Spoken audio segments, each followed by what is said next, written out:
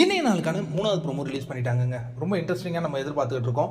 ஆனால் பல விஷயங்கள் நடந்துகிட்டு இருக்கு. இப்போ பிக் பாஸை பொறுத்த வரைக்கும் நாம் நினைக்கிறது போல் இந்த ராஜாங்கம் டாஸ்க் வந்து காமெடியாக தான் எடுத்துகிட்டு போகணும் அப்படிங்கிறது தான் நினச்சிருக்காங்க கண்டஸ்டன்ஸ். அவங்க என்ன பண்ணுறாங்களோ அதான் நமக்கு கண்டென்ட்டாக வரும்.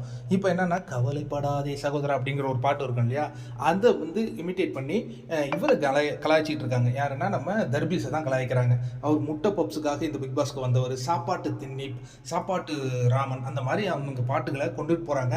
எனக்கு என்ன ஒரு சந்தேகம் ஏற்படுது அப்படின்னா, இப்போ ராணி மாறிட்டாங்களே, ராணியை பற்றி தானே பாடணும். சப்போஸ் இதே கேலியான பாடல் ராணியை பற்றி பாடியிருந்தா இந்த சபை என்னவோ மாறி இருக்கும் அப்படின்னு நான் கொஞ்சம் யோசிச்சு பார்க்குறேன். பட் அவங்களுக்கு ஈஸி டார்கெட்டாக தர்பீஸ் தான் இருக்கிறார் அப்படிங்கிறத கண்டிப்பாக நம்மளால் புரிந்து கொள்ள முடிகிறது.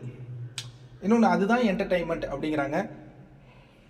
நான் சொன்னது போல் நடந்திருந்தால் எப்படி இருக்குங்க? இதே பார்வதியை கமருதீனும் கானா வினோத்தும் அமித்தும் ஒரு இமிட்டேட் பண்ணி பாட்டு பாடியிருந்தா அந்த இடம் ரணகலமாக மாறி இருக்கும். பட் இது வந்து இவரே கொஞ்சம் சிரித்து தான் கேட்டுட்டு இருக்கார். பட் மனசு அவருக்கு வலிக்குதுங்க திவாகருக்கும்.